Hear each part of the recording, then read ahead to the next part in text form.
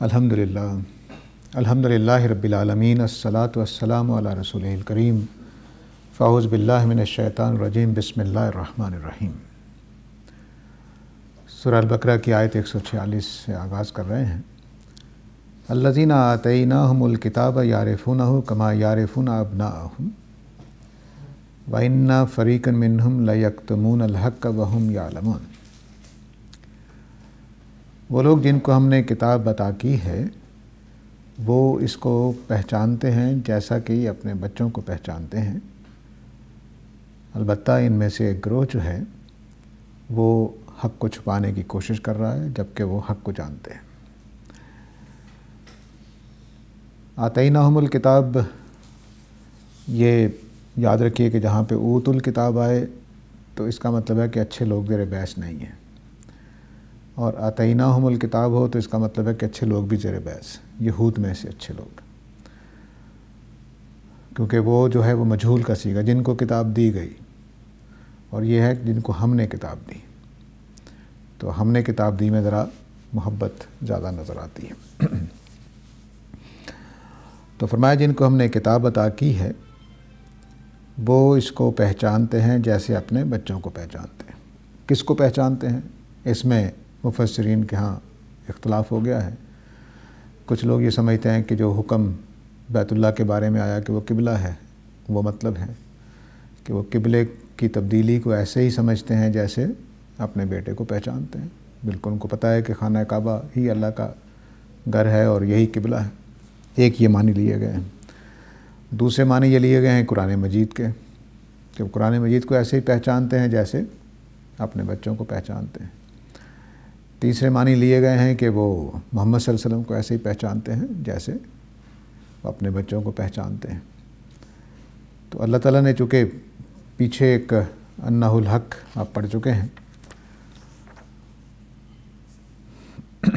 آیت نمبر 144 میں، تو وہ قبلے کی تبدیلی ہی کے لیے وہاں بولا ہے کہ قبلے کی تبدیلی یعنی بیت اللہ کا، بیت الحرام کا قبلہ ہونا یہ حق ہے، اسی کے بارے میں یہ بات اللہ تعالیٰ نے کہی ہے۔ بہتر یہی لگ رہا ہے کیونکہ یہ مقام نبی صلی اللہ علیہ وسلم کی نبوت کا نہیں ہے، بلکہ یہ مقام اس بات کا ہے کہ قبلے کو منوایا جائے۔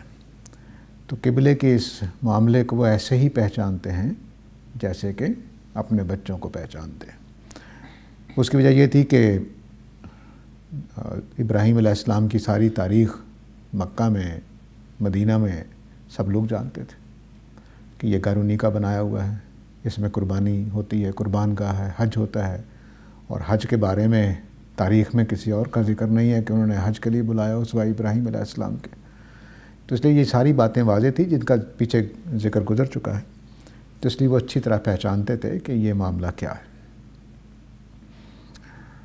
البتہ یہاں چونکہ یعرفون ابناءہم کا لفظ ہے تو اس لیے شخص کی طرف ذہن جاتا ہے، تو وہ صرف مثال دی گئی ہے کہ ان کے پہچاننے کی وضاحت کس قدر ہے، یعنی وہ اتنا ہی اچھے طریقے سے پہچانتے ہیں جتنے اچھے طریقے سے اپنے بیٹوں کو پہچانتے ہیں۔ البتہ ان میں سے ایک گروہ ہے جو اس حق کو چھپا رہا ہے۔ اب ظاہر ہے کہ وہ لوگ نبی کریم صلی اللہ علیہ وسلم کی نبوت کو تو نہیں چھپا رہے تھے، دراصل بیت اللہ ہی کو چھپا رہے تھے، اور اس کے حوالے سے پیچھے جو باتیں گزر چکی ہیں ان کی روشنی میں یہ ادھر ہی ذہن جاتا ہے۔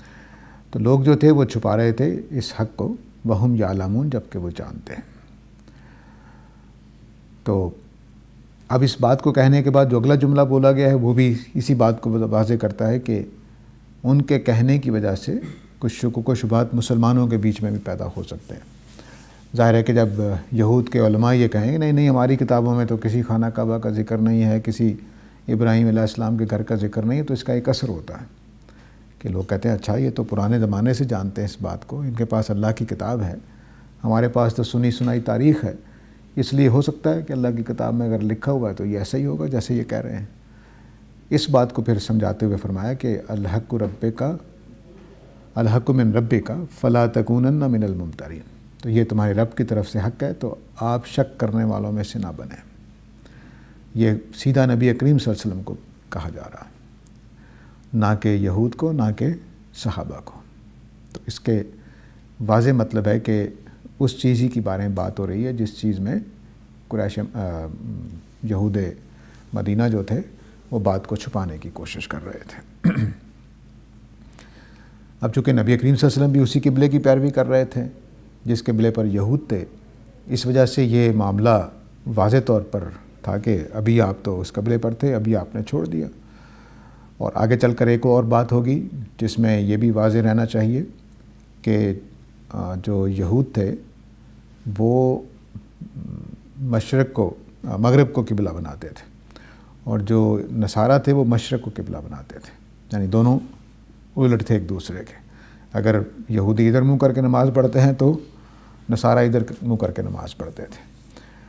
جو قسمت کی بات ہے یا اتفاق کی بات ہے کہ مدینہ کے لوگوں کے لیے بیت المقدس بھی تقریباً مغربی میں پڑتا تھا، یعنی وہ بنے گا شمال مغرب بنے گا، تو وہ ایسے لگتا تھا کہ جیسے وہ مغرب کی طرف منہ نہیں کر رہے بلکہ بیت المقدس کی طرف منہ کر رہے ہیں۔ تو اس سے ایک اور یہ ممکن بھی ہے کہ وہ جیسے ہم ہندوستان پاکستان میں رہتے ہیں تو ہمارا بھی قبلہ مغرب کی طرف ہے، تو اب اگر کوئی آدمی یہاں سے جائے اور اس کو بتایا جائے کہ تم نے فرانس میں جا کر مشرق کی طرف منہ کر کے نماز پڑھنی تو اس کو عجیب لگے گا، حالانکہ ہم مسلمان چونکہ واضح ہیں کہ بیت اللہ کی طرف کرتے ہیں، لیکن پھر بھی ایک عجیب سا لگتا ہے، اچھا آج مجھے مشرق کی طرف منہ کر کے نماز پڑھنی۔ تو ان کے ہاں تردد یہ تھا کہ مشرق اور مغرب کی بحث ہے کہ بیت المقدس کی بحث ہے کہ بیت اللہ کی بحث، یہ وہاں پر غلط فہمی تھی۔ اور چونکہ عیسائیوں نے تو خاص طور سے مشرق بنا لیا تھا تو ان کا مغرب تھا، تو عرب کے علاقوں میں کم از کم یہ بات واضح ہے کہ ان کے ہاں مشرق اور مغرب کی بحث ہو گئی ہوئی تھی، بیت اللہ اور بیت المقدس کی بحث نہیں تھی۔ تو یہود کے لیے یہ بات ماننا بھی مشکل تھا کہ کسی گھر کی طرف رخ کیا جائے، ان کے تو ذہن میں تھا کہ مشرق یا مغرب، بس یہ ان کے ذہن میں تھا کہ ہم نے مغرب کی طرف منہ کرنا ہے، اور نصارہ کہتے تھے کہ ہم نے مشرق کی طرف منہ کرنا ہے۔ تو سمت اس لیے بار بار اللہ تعالیٰ نے کہا ہے کہ یہ نہ سمجھو کہ مشرق اور مغرب اللہ کے ہیں، تو جہاں بھی تم ہوگے وہیں اللہ تعالیٰ ہوگا، یہ بتا دیا اللہ تعالیٰ نے سما وجہ اللہ کے الفاظ سے۔ تو سما وجہ اللہ کے الفاظ اس لیے بولے کہ جہاں بھی تم رخ کرو گے اللہ ادھر ہیں، تو مشرق اور مغرب کی بحث نہیں ہے اللہ کے ذہن میں، یعنی جو معافی چاہتا ہوں، قرآن مجید کا جو پیغام وہ یہ کہ بیت اللہ کی طرف رخ کرنا ہے، ان کا ذہن یہ تھا کہ مشرق کی طرف کرنا ہے یا مغرب کی طرف کرنا ہے۔ یہ وہ بحث ہے جس کی وجہ سے ان کو ایک مشکل پیش آ رہی تھی۔ اور قسمت کی بات کہیے یا جب یہود شروع میں آئے ہوں گے تو یہود نے آ کر بیت المقدس ہی کو قبلہ بنایا ہوا، لیکن آہستہ آہستہ وہ مغرب قبلہ بن گیا ہوا تھا، نہ کہ بیت المقدس، یہ واضح رہنا چاہیے۔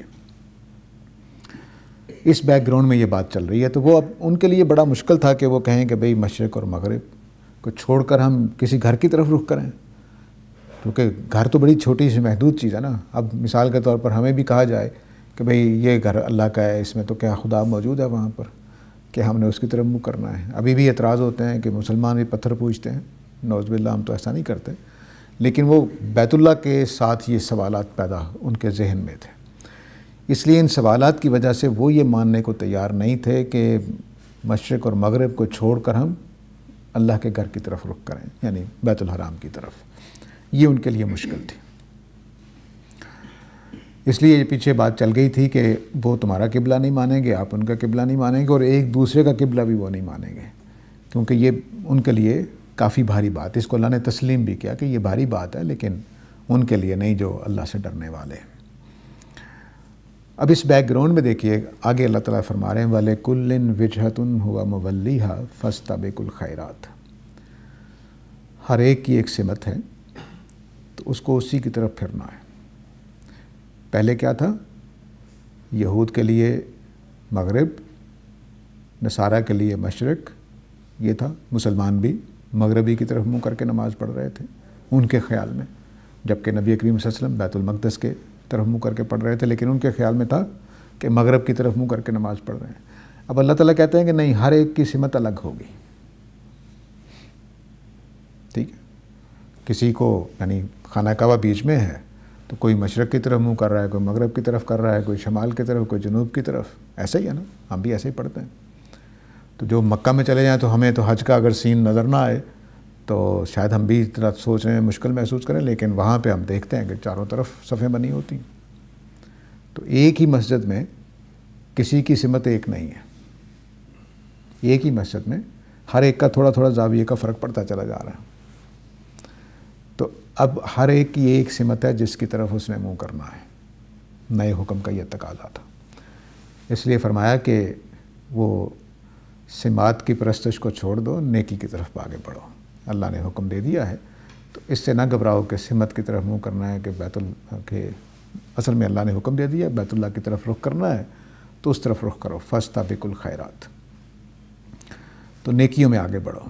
یہ میں تعبیر نہیں کر رہا ہوں، پرانے تصور کے مطابق جو پہلے تفسیریں موجود ہیں اس کے مطابق یہ ہے کہ یہود کے لیے الگ قبلہ تھا، نصارہ کے لیے الگ تھا، اور مسلمانوں کے لیے اب الگ ہو گیا ہے، تو سب نے اپنی اپنی سمت پہ ہی رخ کرنا ہے، تو ان کو چھوڑیے، آپ نیکی کی طرف بڑھیے۔ ایک تفسیر یہ ہے جو عمومی طور پر مانی جاتی ہے۔ تو بہرحال میں نے دونوں بیان کر دی تاکہ جس پر آپ کا اطمینان ہو وہ آپ سمجھ لیں۔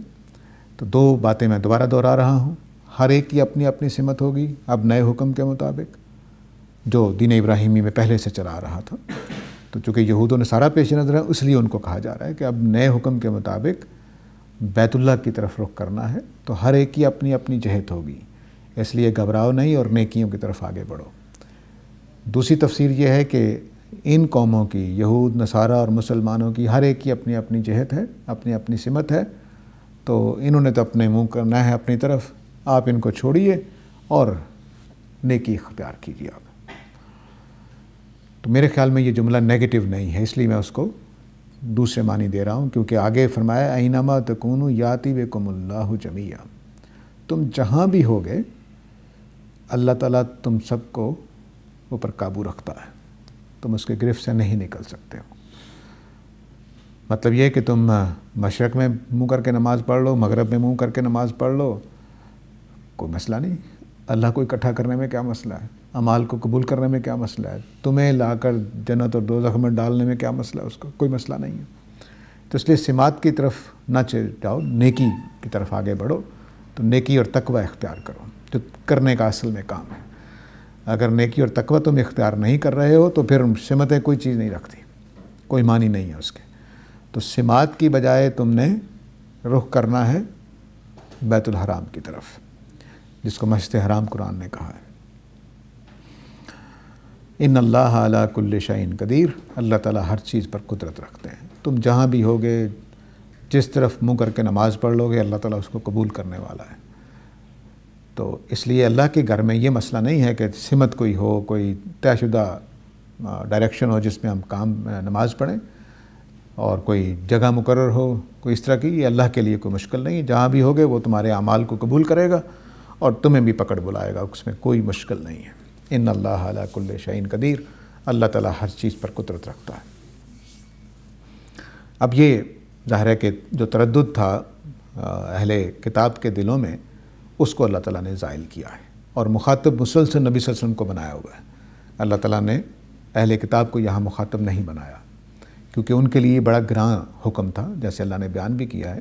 تو ان کے لیے تکلیف دہ بات تھی کہ قبلہ تبدیل ہو رہا ہے، اب سمت ایک مشرق کی طرف یا مغرب کی طرف منہ نہیں کرنا، بلکہ ہم نے ایک گھر کی طرف منہ کرنا ہے جس میں سمت بدلتی رہے گی، کوئی مشرق میں، کوئی مغرب میں، کوئی شمال میں، کوئی جنوب میں۔ تو ان کے لیے یہ گرانی کا باعث تھا، اس لیے براہ راست نبی کریم صلی اللہ علیہ وسلم کو حکم دیا جا رہا ہے کہ آپ جدھر بھی ہوں آپ نے خانہ کعبہ کی طرف رخ کرنا، اور بس اب بجائے اس کے کہ ڈائریکشن میں بحث کریں، بس نیکی کی طرف آگے بڑھیں۔ نیکی کب ہوتی ہے؟ جب اللہ کے حکم کے مطابق کام ہوتا ہے۔ یہ اس طرح کی چیزوں کے بارے میں بات کر رہا ہوں۔ نیکی دو طرح کی ہے، ایک وہ نیکیاں ہیں جو ہماری فطرت میں ودیت کی گئی ہیں، ان کو پہچاننے میں میرے اور آپ کے پاس پہلے ہی سے علم موجود ہے، ہماری تمام تہذیبیں اسی پر کھڑی ہیں۔ ہمارے ہاں جتنے بھی، آپ دیکھیے کہ پوری دنیا میں کہیں بھی سچ بولنے کی سزا نہیں ہے، جھوٹ بولنے کی ہوتی ہے۔ کہیں بھی کسی کو زندگی دینے کی سزا نہیں ہے، قتل کرنے کی سزا ہوتی ہے۔ تو وہ ہماری فطرت میں ودیت ہیں یہ چیزیں، تو وہاں ہمیں نیکی اور بدی کا پتہ ہے۔ لیکن کچھ نیکیاں ایسی ہوتی ہیں جو اللہ کے بتانے سے واضح ہوتی ہیں۔ مثلا اللہ کی عبادت کرنا ہم سارے ہی چاہتے ہیں، تمام ادیان نے کوئی نہ کوئی طریقے نکالے، لیکن اللہ تعالیٰ کہتے ہیں کہ مجھے کون سی عبادت پسند ہے، وہ اس نے ہمیں بتا دی۔ تو اب نماز پڑھنی ہے، روزہ رکھنا ہے، حج کرنا ہے، زکوٰۃ دینی ہے، یہ اللہ کی پسندیدہ عبادات ہے۔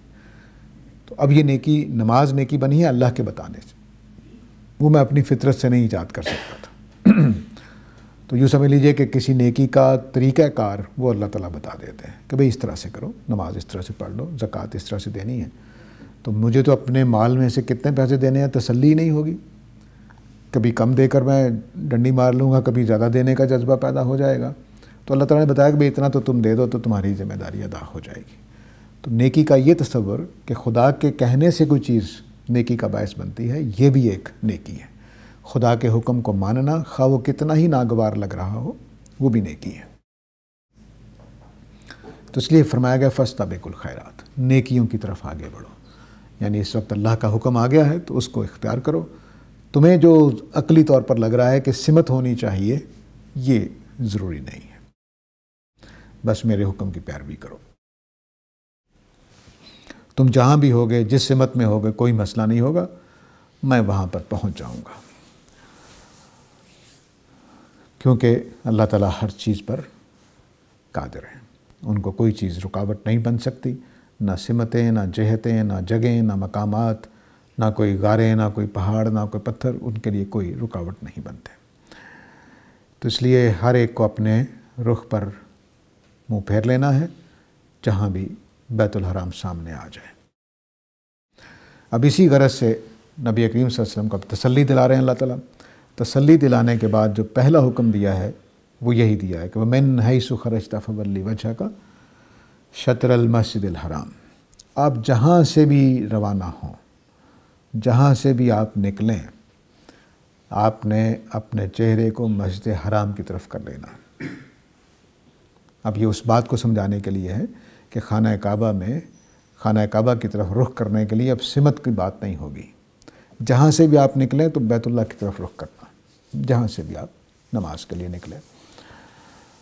وَإِنَّهُ لَلْحَقُّ مِن رَبِّكَ، اب یہی بات، یقیناً یہی بات حق ہے تمہارے رب کی طرف سے، اس بحث میں اب نہیں پڑھنا۔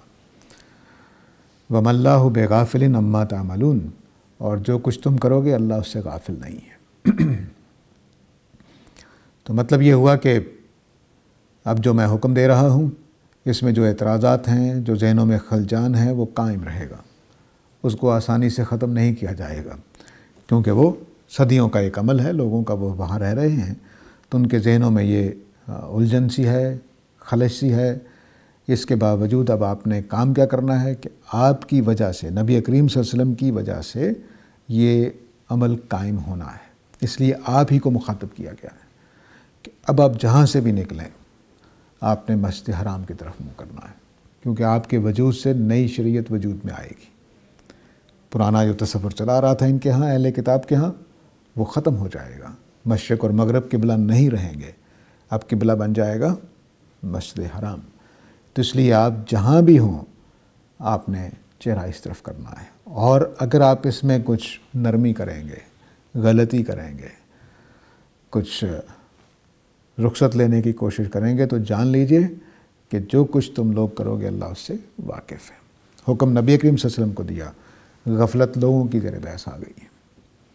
اس کی وجہ یہ ہے کہ نبی کریم صلی اللہ علیہ وسلم کو تو پہلے ہی اللہ تعالیٰ نے بتایا کہ وہ تو یہی چاہتے تھے کہ یہی قبلہ بنے، آپ کو تو کوئی جھجک نہیں تھی، لیکن جو ماننے والے مدینہ میں ایمان لائے تھے ان کے لیے جھجک کا باعث تھا۔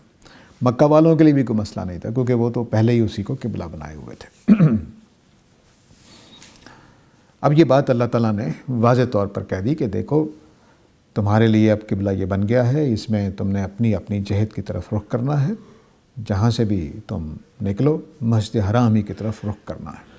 یہ مکمل حکم ہے، اس میں کوئی کمی نہیں ہے، لیکن اس حکم کو دہرایا ہے تاکہ جو فالورز ہیں نبی کریم صلی اللہ علیہ وسلم کے، ان پر پھر بات واضح ہو جائے، اور آگے جو 2-3 باتیں کہی ہیں ان کا اشتباہ، ان کو حکمت بتانے کے لیے۔ تو 2 دفعہ پہلے ایک حکم آ چکا ہے کہ جب آپ کو کہا کہ آپ چاہتے تھے جس قبلے کو ہم اس کی طرف آپ کا رخ کر رہے ہیں، تو اب آپ جہاں بھی ہوں اس طرف رخ کرنا ہے۔ پھر اب تسلی دیتے ہوئے یہ بتایا کہ دیکھیے آپ اس بات سے نکل جائیے کہ کدھر رخ کرنا ہے، مشرق یا مغرب، اب آپ نے مسجد حرام کی طرف رخ کرنا ہے، تو جہاں سے بھی آپ نکلیں یہی رخ کرنا ہے۔ تو امت کو آپ نے یہ اسوہ قائم کر کے سنت قائم کر دینی ہے اپنے عمل سے، تاکہ ان کے اندر یہ حوصلہ پیدا ہو اور وہ کوئی غفلت نہ کریں اس معاملے میں۔ آگے پھر حکم دہرایا ہے، اس حکم کو دہراتے ہوئے یہاں یہ حکمت بتائی کہ تاکہ تمہارا اطمینان ہو جائے اور کوئی غفلت نہ ہو اس مسئلے میں۔ دوبارہ حکم دہرایا ہے، پہلے نبی صلی اللہ علیہ وسلم سے ہی آغاز کیا ہے، پھر امت کو بھی ساتھ شامل کیا ہے، لیکن اس کی وجہ بتائی ہیں۔ بتایا کہ تم جہاں سے بھی نکلو، میں نہیں سخرجتا فولی وجہ کا شطر المسجد الحرام، تم مسجد حرام کی طرف رخ کرو، اور تم لوگ، ہم مسلمانوں کو مخاطب کیا ہے، تم لوگ جہاں بھی ہو اپنے چہرے کو اسی کی سمت کر لو، تاکہ لِأَلَّا يَكُونَ لِلنَّاسِ عَلَيْكُمْ حُجَّةٌ، تاکہ لوگ تمہارا مذاق نہ اڑا سکیں، تمہارے عمل میں کوتاہی نہ بتا سکیں، تمہیں یہ نہ کہہ سکیں کہ تم دین ابراہیمی پر نہیں ہو، تمہیں یہ نہ کہہ سکیں کہ تم کیا کرتے ہو، کس طرف رخ کرتے ہو، اور تمہارے بارے میں یہ خیال نہ ہو کہ تم اللہ کے رسول کے گواہ نہیں ہو۔ پیچھے جو بات گزر چکی ہے اس کی طرف اشارہ ہے۔ یاد ہوگا یہ آیت جو تھی، آیت نمبر 143 ہے، اس میں یہ فرمایا گیا ہے کہ ہم نے اسی مقصد کے لیے، قبلے کی تبدیلی کے لیے یا اس طرح کی چیزوں کی اصلاح کے لیے تمہیں امت بنایا ہے، امت وسط، تاکہ تم لوگوں پر گواہ بنو اور رسول تم پر گواہ بنے۔ اب اس مقصد کے لیے یہاں بتایا کہ تم چونکہ اللہ کے رسول کے نمائندہ ہونے کی وجہ سے لوگوں پر گواہ بنائے گئے ہو، تو اگر تم کمزور ہو گئے تو دین کمزور ہو جائے گا، تو تمہارے خلاف کوئی حجت نہیں ہونی چاہیے لوگوں کے پاس کہ یہ کیا بات ہے جی، اس کا کیا ثبوت ہے جی، کہاں سے لیا انہوں نے قبلہ، یہ کیوں اس قبلے کی طرف منہ کر رہے ہیں، دیکھو جی کل یہ کر رہے تھے آج وہ کر رہے ہیں۔ تو یہ بات بالکل واضح ہو جانی چاہیے کہ جو رسول کے نمائندہ ہیں ان کو اس مسئلے میں کوئی کوتاہی نہیں کرنی چاہیے۔ آگے فرمایا کہ اِلَّا الَّذِينَ ظَلَمُوا مِنْهُمْ، ہاں جو یہود میں سے باتیں تو بنائیں گے، جو اپنی جانوں پہ ظلم ڈھانے والے ہیں۔ مطلب یہ ہے کہ بہت سارے لوگ ایسے ہوتے ہیں کہ جو دلیل سن کر چپ کر جاتے ہیں، حق کو دیکھ کر خاموش ہو جاتے ہیں، لیکن کچھ شرارتی قسم کے لوگ ہوتے ہیں، وہ باتیں بنائیں گے ابھی بھی، تو ان کا تو منہ بند کرنا پیش نظر نہیں ہے۔ اصل چیز یہ ہے کہ تمہارے عمل میں کوئی کوتاہی نہیں ہونی چاہیے، اس میں کوئی غلطی نہیں ہونی چاہیے۔ فَلَا تَخْشَوْهُمْ وَاخْشَوْنِي، تو تم ان سے نہ ڈرو، مجھ سے ڈرو، تو اس لیے قبلہ تبدیل کر لو۔ اب جو پیچھے بات چلی آ رہی تھی، جو جس کی وجہ سے اللہ تعالیٰ اتنا تاکید کر رہے تھے، اس کی وجہ یہ تھی کہ صحابہ کے اندر بھی کچھ ایسے لوگ تھے جن کا خیال تھا کہ وہ آخر علماء ہیں، اہل کتاب ہیں، تو رات ان کے پاس ہے، تو وہ ہو سکتا ہے وہ صحیح بات کہہ رہے ہیں، اور یہ نہ ہو کہ ہم قبلے کی تبدیلی کریں اور یہ ہمارے اوپر حملہ آور ہو جائیں، کچھ اس طرح کی چیزیں، سب کچھ ہوگا۔ تو اس لیے فرمایا کہ تم ان سے نہ ڈرو، مجھ سے ڈرو، قبلے کی تبدیلی کر لو، اور اس میں کوئی کمزوری نہیں دکھانی ہے۔ اگر کمزوری دکھاؤ گے تو میں جان لو کہ میں غافل نہیں ہوں، اور اگر کمزوری کرو گے تو یہ بھی تمہارے اوپر باتیں بنائیں گے۔ وَلِأُتِمَّ نِعْمَتِي عَلَيْكُمْ، اور اس لیے میں یہ سختی کر رہا ہوں، اور اس لیے تمہیں کہہ رہا ہوں کہ قبلے کی طرف رخ کرنا جب جہاں سے بھی نکلنا، تاکہ میں تمہارے اوپر اپنی نعمت مکمل کر دوں۔ یعنی جتنی اہل کتاب نے باتیں چھپا رکھی ہیں، غلط کر رکھی ہیں، دین میں جو کمی کر رکھی ہے، جو اضافے کر رکھے ہیں، ان کو صاف کر کے اپنی نعمت خالصتاً مکمل کر دوں تمہارے لیے۔ اتمہ کا مطلب دونوں ہوتے ہیں، مکمل کرنا بھی ہوتا ہے اور بے عیب کر دینا بھی ہوتا ہے، تو دونوں معنی یہاں موجود ہیں کہ اپنی نعمت کو مکمل کر دوں، خالص کر دوں، صحیح کر دوں، اس میں کوئی کوتاہی نہ رہے۔ جب آپ کہتے ہیں میں نے کام مکمل کر لی، تو اس کا مطلب ہے کہ اس میں کوئی نقص نہیں رہ گیا، اب یہ مکمل ہو گیا میری طرف سے۔ وَلَعَلَّكُمْ تَهْتَدُونَ، اور اس لیے بھی تاکہ تم سیدھے راستے پر آ جاؤ۔ تو یہ 3 مقاصد بتائے گئے ہیں اس حکم کے اندر سختی کرنے کے۔ ایک یہ کہ لوگوں کو تمہارے اوپر کہنے کی بات موجود نہ رہے، دوسرا یہ کہ اللہ صحیح شریعت دے کر اپنی نعمت کو مکمل کرنا چاہتے ہیں تو تم مانو گے، حکم کو تسلیم کرو گے تو اگلے حکم آئیں گے اور اس حکم کی بھی تعمیل ہو جائے گی۔ اور تیسرا یہ کہ تاکہ تم ہدایت پا جاؤ، سیدھے راستے پر آ جاؤ۔ تو قبلے کے معاملے میں سیدھا راستہ یہی ہے، جب سے دین ابراہیمی شروع ہوا ہے یہی قبلہ یہاں پر رہا ہے۔ قبلے کے بارے میں یہ تو تفسیری نکات تھے، آگے مزید بات چلے گی، لیکن ایک بات عرض کر دوں کہ ہمارے ہاں کچھ محققین جو اسلام کے اوپر کام کرتے رہتے ہیں مغرب کے، انہوں نے 2-3 تھیریز پیش کی قبلے کے حوالے سے۔ ایک یہ کہ قبلہ جو ہے وہ بعد میں ڈیولپ ہوا ہے، نبی کریم صلی اللہ علیہ وسلم کے زمانے میں کوئی قبلہ نہیں تھا۔ دوسری رائے یہ دی جاتی ہے کہ قبلہ جو ہے وہ پیٹرا کا علاقہ تھا۔ بیترا اور پترا دونوں نام اردو اور عربی میں بولے جاتے ہیں، بیترا اور پترا، اور پیٹرا انگریزی میں۔ یہ اگر مدینے سے آپ نکلیں یروشلم کی طرف تو راستے میں آئے گا، یعنی تقریباً ایک ہی سمت بنتی ہے، جو بیت المقدس کے تھوڑے سے زاویہ کا فرق ہے، یعنی اگر یہ بیت المقدس ہے تو یہ تھوڑا سا اس طرح کر کے وہ پیٹرا بنے گا۔ پیٹرا پرانا علاقہ ہے جو رومیوں کا آباد کردہ ہے، اس میں پتھروں کے اندر تراشے ہوئے گھر ہیں اور بڑے ہی نفیس قسم کے گول پتھروں کے گولے سے بھی پڑے ہوئے ہیں، پتہ نہیں وہ کس وجہ سے۔ اب یہ تیسری تھیری یہ ہے کہ مکہ کا جو قبلہ تھا یہ قرآن مجید نے مقرر نہیں کیا تھا، نبی کریم صلی اللہ علیہ وسلم نے مقرر نہیں کیا تھا، بلکہ مکہ کا جو قبلہ بنایا یہ حجاج بن یوسف نے بنایا۔ حجاج بن یوسفی کے حوالے سے ایک اور تھیری بھی دی جاتی ہے کہ وہ درمیان میں کر کے آتا ہے، بیت المقدس اور بیت الحرام کے درمیان میں کر کے کہیں اس نے بنایا تھا حجاج بن یوسف نے، بعد میں وہ بھی تبدیل ہوتا چلا گیا۔ اس کی وجہ کیا ہوئی؟ یہ تھیری کیوں دی گئی ہے؟ یہ تھیری اس لیے دی گئی ہے کہ شروع کے زمانے کی جتنی مسجدیں ہیں ان کا قبلہ ٹھیک نہیں ہے، یعنی کوئی 80 ہجری تک جتنی مسجدیں بنی ہیں اتفاق کی بات ہے کہ ان کا قبلہ یا پیٹرا کی طرف بنتا ہے یا یروشلم کی طرف بنتا ہے، یعنی یا بیت المقدس کی طرف بنتا ہے یا پیٹرا کی طرف بنتا ہے۔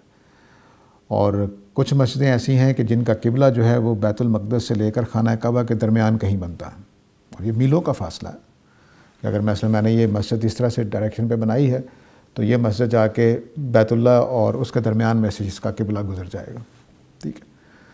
اور کوئی 150 کے بعد یا 250 کے بعد کی جو مسجدیں ہیں ان میں کچھ خانہ کعبہ کی طرف قریب ہونا شروع ہو گیا ہے، اور حد یہ ہے کہ مغلوں کے زمانے کی بنی ہوئی مسجدیں بھی ایسی ہیں۔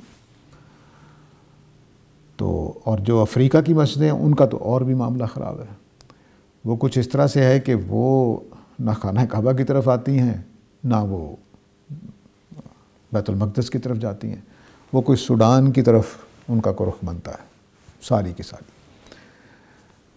اب یہ مسجدوں کی یہ صورتحال دیکھ کر انہوں نے کہا جی کہ جو پرانی مسجدیں ہیں 80 ہجری سے پہلے ان کا قبلہ جو بنے گا وہ تو پیٹرا ہے، ٹھیک ہے۔ تو پھر انہوں نے پوری تھیری قائم کی کہ پیٹرا ہی دراصل نبی صلی اللہ علیہ وسلم کا مرکز تھا، اسی میں آپ پیدا ہوئے تھے، اسی کو آپ نے مرکز بنا دیا تھا۔ تو یہ ایسا کچھ نہیں ہے۔ پرانے جو عرب تھے وہ قبلے کا پرانی قومیں، خود حضرت موسیٰ کی قوم کو دیکھیں نا تو ان کو سفر میں قبلہ بنانے کے لیے بیت المقدس کی طرف یا خانہ کعبہ کی طرف رخ کرنے کا حکم نہیں تھا، کیونکہ ممکن ہی نہیں تھا۔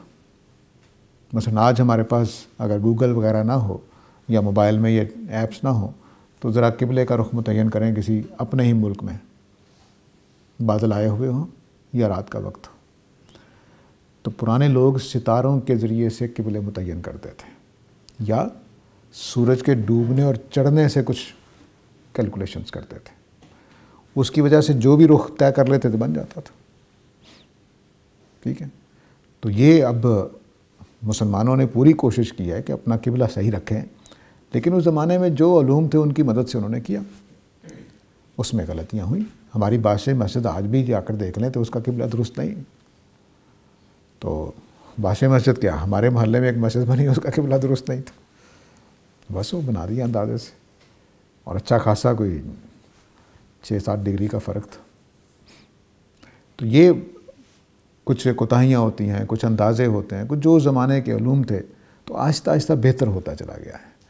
تو قرآن مجید واضح ہے کہ بیت الحرام ہی ہمارا قبلہ ہے، اور قرآن نے واضح الفاظ میں مکہ کا لفظ بولا ہوا ہے کہ ابراہیم علیہ السلام نے یہ گھر بکہ میں بنایا تھا، جو مکہ کا پرانا نام ہے. پیٹرا کا نام کبھی بکہ نہیں رہا، یہ واضح ہے. اور نبی کریم صلی اللہ علیہ وسلم کبھی بھی پیٹرا میں نہیں رہے. خود ابراہیم علیہ السلام کے جو الفاظ ہیں کہ میں اس بستی میں اپنے بچوں کو آباد کر رہا ہوں جہاں پر کوئی پودے وغیرہ نہیں ہیں، تو یہ پیٹرا پر نہیں آتا کیونکہ پیٹرا ایک زرخیز علاقہ تھا. تو اس لیے یہ جو ساری بحثیں تھیں میں نے اس لیے کر دیا کہ آج کل چونکہ سوشل میڈیا کا زمانہ ہے تو اس طرح کی باتیں بہت جلدی پھیلتی ہیں، تو سوالات بھی مجھ سے چونکہ ہوتے رہتے ہیں اس طرح کے، تو اس لیے میں نے پوری بحث کر دی کہ یہ مسلمانوں نے جو ان کے پاس علوم تھے ان کی تحت اس کو متعین کیا تھا. آج تک ہمارے قبلے درست نہیں ہیں کیونکہ ہمارے پاس علوم کی کمی تھی یا ایسے ٹولز کی کمی تھی کہ ہم قبلہ اپنا صحیح متعین نہیں کر پاتے تھے. ابھی بھی آپ دیکھیے کہ موبائل میں جو ایپس ہوتی ہیں، جو اچھی ایپس ہیں، اس میں لکھا ہوگا اپروکسیمیٹلی، تقریباً یہی قبلہ ہے آپ کا. تو آج بھی یہ مسئلہ ہوتا ہے کہ ہم پوری طرح سے ایکوریٹ طریقے سے شاید نہ پہنچتے ہوں. تو یہ وہ جگہ ہے جس پر واضح رہنا چاہیے. اس میں ہمارے علوم کی یا ان ٹولز کی کوتاہی تھی جو ہمیں میسر تھے کہ ہم نے قبلہ کیسے بنانا ہے. تو جو رخ ایک متعین بنتا چلا گیا جو ستاروں کے اس تعامل سے یا سورج کے تعامل سے ہوتا ہے. ابھی بھی ہمارے ہاں کہا جاتا ہے کہ جون کو بالکل سورج 27 جون کو غالباً سورج بالکل خانہ کعبہ کے اوپر ہوتا ہے. تو ہوتا تو ہمارے سروں پر بھی ہے. تو اس وجہ سے اب وہ سورج کی طرف کر لیں، کتنا کر لیں گے، کیسا کر لیں گے، کتنا صحیح ہوگا، کیا ٹھیک ٹائم پہ آپ نے کیا ہے، تو 1 گھنٹہ لیٹ ہو جائے تو قبلہ خراب ہو جائے گا. تو اس طرح سے پرانے زمانے میں قبلے کا تعین ہوتا تھا. تو اس کا مطلب یہ نہیں ہے کہ پیٹرا کبھی ہمارا قبلہ رہا ہے، اس کا مطلب یہ نہیں ہے کہ یروشلم کبھی ہمارا لوگوں نے اس کو قبلہ بنایا تھا. ہاں، نبی کریم صلی اللہ علیہ وسلم نے مدینہ میں بنایا تھا اور وہ قرآن نے بیان کر دیا ہے، اس کی حقیقت کا ہم انکار نہیں کر سکتے. لیکن پیٹرا کبھی بھی نہیں رہا، اور مکہ اور بیت المقدس کے درمیان جتنی جگہیں ہیں وہ بھی کبھی قبلہ نہیں رہا. نہ حجاج بن یوسف نے کبھی ایسا کیا ہے. حجاج بن یوسف کو بھی بہت بدنام کیا جاتا ہے. ہو سکتا ہے قیامت میں جا کے پتہ چلے بڑا شریف آدمی تھا. تو یہ اب قبلے کی بحث ہے جو تقریباً مکمل ہو گئی ہے. میں دہرا دیتا ہوں بات کو تاکہ بات واضح ہو جائے. نبی کریم صلی اللہ علیہ وسلم جب مدینہ تشریف لائے تو آپ نے چلتی آئی ہوئی شریعت کے مطابق بیت المقدس کی طرف رخ کیا جو مدینہ میں تقریباً مغرب کی طرف پڑتا تھا، اور مکہ مدینہ میں مشرق کی طرف تھا. ٹھیک ہے. یہود مغرب کو قبلہ بناتے تھے اور نصارہ مشرق کو قبلہ بناتے تھے. لیکن جب خانہ کعبہ کی طرف رخ کرنے کا حکم دیا گیا تو یہ یہود کے لیے 2 وجہ سے اور نصارہ کے لیے 1 وجہ سے قابل قبول نہیں تھا. یہود کے لیے اس لیے 2 وجہ سے کہ ایک بیت المقدس سے الگ ہو رہا ہے قبلہ، اور دوسرا اس وجہ سے کہ وہ مغرب کی بجائے کوئی سمت نہیں رہے گی اس کی. اب جو قبلہ ہے ہمارا مسلمانوں کا، اس کی کوئی سمت نہیں ہے. تو اس لیے اہل کتاب میں سے یہود کو 2 وجہ سے مشکل پیش آ رہی تھی کہ بیت المقدس سے ہٹایا جا رہا ہے اور مشرق سے بھی ہٹایا جا رہا ہے جو کہ ان کے خیال میں قبلہ تھا. اور نصارہ کو اس وجہ سے تھی کہ ان کا جو قبلہ ہے وہ مغرب تھا اور مغرب سے ان کو ہٹایا جائے گا. نصارہ کے قبلے کی جو وجہ زیادہ معروف ہے وہ یہ ہے کہ ان کا خیال ہے کہ عیسیٰ علیہ السلام مشرق سے نمودار ہوں گے اور جو دوبارہ ان کا نزول ہونا ہے. تو اس وجہ سے وہ اس انتظار میں مشرق کی طرف رخ کرتے ہیں. اب یہ پوری بات تھی. مشرق اور مغرب کو ایک طرح کا تقدس حاصل تھا دونوں قوموں کے ہاں کہ مغرب کو یہود کے ہاں تقدس حاصل تھا کہ یہ اللہ کی ڈائریکشن ہے، اور نصارہ کے ہاں مشرق کو تقدس حاصل تھا کہ وہ حضرت عیسیٰ کے ورود کی جگہ ہے، دوبارہ نزول کی، یا اللہ تعالیٰ کی وہ سمت ہے۔ اللہ تعالیٰ نے اس کی نفی کی اور بتایا کہ نہیں، میرے لیے کوئی سمت مقرر نہیں ہے، جہاں بھی تم مشرق کی طرف رخ کر لو، مغرب کی طرف رخ کر لو، فثم وجہ اللہ، وہی اللہ کی سمت ہے، وہی اللہ کا رخ ہے، اس میں کوئی رکاوٹ کی بات نہیں ہے۔ اس لیے اب اس بحث کو چھوڑو، اور جو قبلہ اصل میں قبلہ ہے ابراہیم علیہ السلام کے دین میں جو اللہ نے مقرر کیا تھا، وہ بیت اللہ الحرام ہے، جس کی طرف اب رخ کیا جائے گا۔ اس کے لیے پھر نبی کریم صلی اللہ علیہ وسلم کو پوری تسلی دلائی گئی، پورا مسلمانوں کو تسلی دلائی گئی، اہل کتاب کو تسلی دلائی گئی کہ اصل قبلہ یہی ہے۔ اس لیے آپ جہاں بھی ہوں، جس جگہ سے آپ نکلیں، جہاں سے آپ روانہ ہوں، جس جگہ آپ موجود ہوں، تو اب آپ نے مشرق اور مغرب کی طرف منہ نہیں کرنا، بلکہ مسجد حرام کی طرف منہ کرنا ہے۔ یاد رکھیے کہ مسجد حرام قبلہ ہے، مکہ نہیں، یہ واضح رہنا چاہیے۔ اس سے بھی بڑی غلط فہمیاں ہوتی ہیں کہ مکہ قبلہ ہے، نہیں، مسجد حرام ہے، اور مسجد حرام سے مراد خانہ کعبہ بھی ہو سکتا ہے، لیکن اس میں وسعت رکھی گئی ہے تاکہ پرانے زمانے میں جو غلطیاں ہوتی تھیں اور آج بھی جو ہو سکتی ہیں اس پہ گرفت نہ ہو سکے، کیونکہ انسانوں کے پاس کبھی بھی ایسا پرفیکٹ علم نہیں رہا آج کے زمانے سے پہلے کہ وہ قبلے کا صحیح تعین کر سکتے ہیں۔ تو نبی کریم صلی اللہ علیہ وسلم سے پہلے تو سفر میں اس کی رخصت دی گئی تھی، اور اپنے دور کے علاقوں میں جہاں رہتے تھے وہاں بھی رخصت دی گئی تھی۔ صرف خانہ کعبہ کے پاس آ کر یا مسجد حرام کے پاس آ کر قبلے کی پابندی کا حکم تھا۔ جب دور چلے جائیں، کسی اور علاقے میں چلے جائیں، تو پھر اس کا حکم نہیں تھا، لازم نہیں تھا۔